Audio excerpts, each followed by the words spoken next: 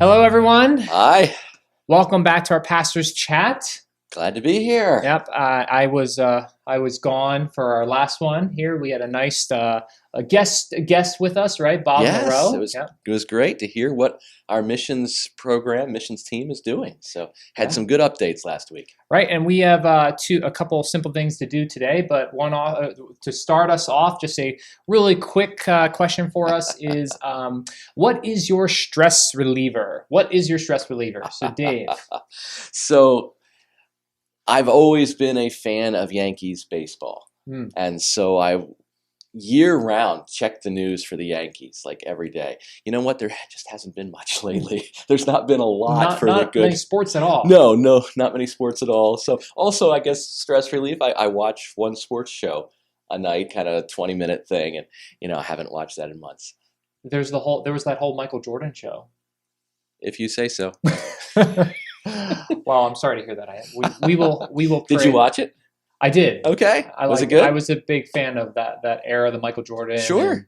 and, Charles Barkley, all Yeah. those guys. No, I mean I was jealous of the guys that had the Air Jordans for the Oh. sneakers and all. I never wanted the Air Jordans, but Yeah. I liked that era and that time of basketball. It was a lot of fun to watch. I was very happy when my parents sprang for the name brand. It was $40, which is a Very lot of nice. money for us. But Adidas, what were they? Weapons or something like that. And turns out it's about the heaviest basketball shoe ever made.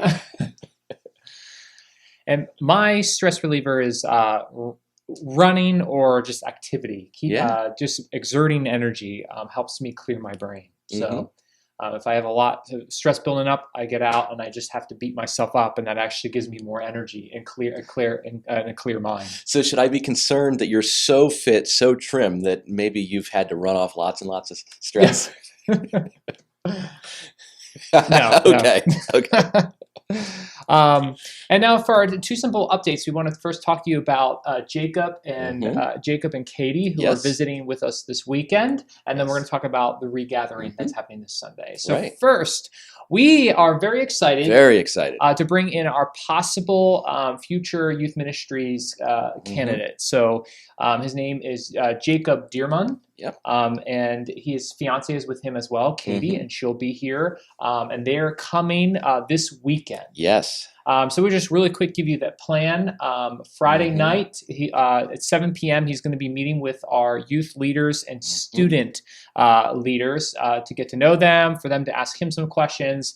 And then additionally on Saturday. And can I say about that, and really about all of these things, it's going to be in the gym. We have tables set up. Households can sit together. There's spacing. We're keeping it to about an hour and 15 minutes each of these events, so that we're doing what needs to be done. Everything we're doing is just to make sure that we're practicing all the protocols that have been recommended to us. Additionally, we're recording as well for those of our adult leaders and student leaders that might not be able to be present. Then Saturday, he has some things that he has to do. He has some Interview with the elders. Yep. Some time to spend with staff. We really want to make sure that we're getting to know him, make sure that not only are we praying that the Lord is leading him here, but that they are the right fit. And then Saturday evening, he will meet with the parents and the rest of the students that would like to be there for, again, a similar time of getting to know him and for people to ask him questions. And lastly, it's time to regather the church. Yes, and he will be there. Yes. And so on Sunday morning, whether you're watching by way of live stream or whether you're physically present, Jacob and Katie will be there, and Jacob will share with us a little bit about his past, his history. So even if you're not at either of the events on Friday or Saturday, you'll get a chance to physically lay eyes on him, again, on the screen or in person, and hear from him a little bit. Right, and just so we are all aware, that'll be just a short time during the service for him to say something. Yep, just a few minutes. All right, now, like we just said, you just heard it, this Time Sunday. to regather Time to the church. regather.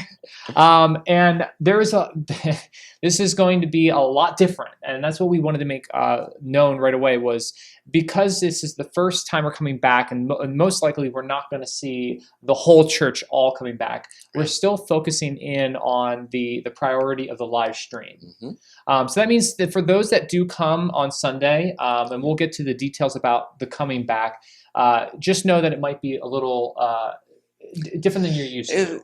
Think of it as like a trial run. Yes. It's been described as we're sort of the studio audience, and Yes. we get to see a little bit of the guts behind the scenes of how this is all working. And so we're just going to try and work together and have some patience in order to make everything happen. Yeah. So if you ever see me on the stage going like this, because I don't know, we might be waiting for something. There might be a pause, but we hope that it just runs smoothly. But this will be the first time we're doing both. We're in person live and streaming at the same time, and there's things that we need to work through. Which sounds like it should be super easy. Just throw up a camera and you're done. But it's a lot more complicated than that. So. Now, talking about what it's going to be like, the first thing we wanted everyone to understand is that, yes, when we're coming into the building, we need to have masks, and we're going to be practicing social distancing. And that is that giving 6 feet for people. We are also saying at this time, we're not going to be doing hugs or handshakes. And I understand personally, and and Dave as well, that's going to be difficult. We get that. But this is all that we're loving our neighbor and we're caring for our community. So we need to remind ourselves. Yep. So masks and practicing social distancing. And we'll have lots of hand sanitizer. They've been safety and property has been making sure we're stocked and all of those sorts of things. Everything's been cleaned. And additionally, the sanctuary will be spaced out. We'll have pews blocked off. Another thing we wanted to explain too. Spaced out in a different way than they were in the 70s. Yes, that's right. And additionally, to having families sit together. So we're not going to be all in the same row. We want to keep our units separate. And then if we do have a lot more people, if we have more people come that can't fit in the sanctuary, we are prepped to move the overflow down to the fellowship hall. Additionally, this is important that the doors for the sanctuary are going to be closed at 9, I believe I saw 9:55. Yes, 5 of. Again, that comes with the idea that if you have a live stream going on in camera, there can't be those types of interruptions at that time, and especially as in these beginning this first time practicing this. And we'd rather you not trip over the camera in the middle of the aisle. That's great. There you go. You know, for your safety and the camera cost a little bit of money too. So overflow, and then those that show up a little later will go down to the fellowship hall where the service will be streamed on the screen as if you were at home. Additionally, I wanted to mention that there has been questions about young families. I would like to say that if your family is still nervous and you're not sure about it, the best thing to do for families that are having a hard time with the mask and stuff is to remain at home watching the live stream. But what we're saying is for any children over the age of 2 years old should be wearing a mask. And I know that for some children that's very difficult. And that's what we're saying is if that's just a very difficult thing right now, the best thing you can do is to continue to enjoy the at-home experience that we're trying to make great for you. And then as you're ready, if your children either are ready to wear masks or when we're finally through this a little further and come back and rejoin us. Yep.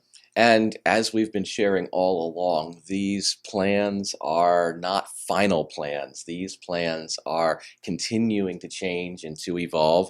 And we have a team of people that are making recommendations to the elders based on what is going on around us and based on experience in the sanctuary of saying, oh, this could have been changed a little and it'll work out better. So we're really seeing this as the trial run this week. Yeah, and I think the reminder is just keep being flexible. Dave and I have been learning to be flexible through this. This has not been very, very easy. And I think that as our congregation, as churches, we have observed this. We know it's not simple. It's not easy. So I just keep reminding everyone and ourselves to be flexible, to move through the processes, knowing that we're learning, we're praying, there's wisdom, we're looking at it from the Word of God and seeing what's best for loving Jesus and bringing others people to follow Jesus, our community. It's a lot that goes into it. And lastly, I want to say there will be music. Yes. We are watching the music, but we are asking all those that are in the service, physically in the service, to please refrain from singing. We know that's going to be very difficult, but once again, we ask you to just, for your concern and your love for those that are around you, for now, maybe, David said maybe you can simply hum. Yeah. Raise your hands, clap your hands. Mouth the words. And again, I agree with many of you that it's going to be difficult for myself, for Pastor Dave. Colossians 3 talks about singing and making melody in our hearts to the Lord. And so this week we're going to have to take that pretty literally. So, but we are very excited to see people. Yes. So we encourage you, if this is something that you're excited about and you can abide by those procedures, please join us and come and worship the Lord in person. So you said to be flexible. I think the danger, if we're not flexible, we're going to get bent out of shape, and we don't want that to happen. Very nice. So they just came to me. That was a good dad joke. Okay. So that's what they say to me when I do things. Like, I liked it. All right. Well, thank you again for joining us. We will see you again soon. Yes. All right. Bye. Thanks.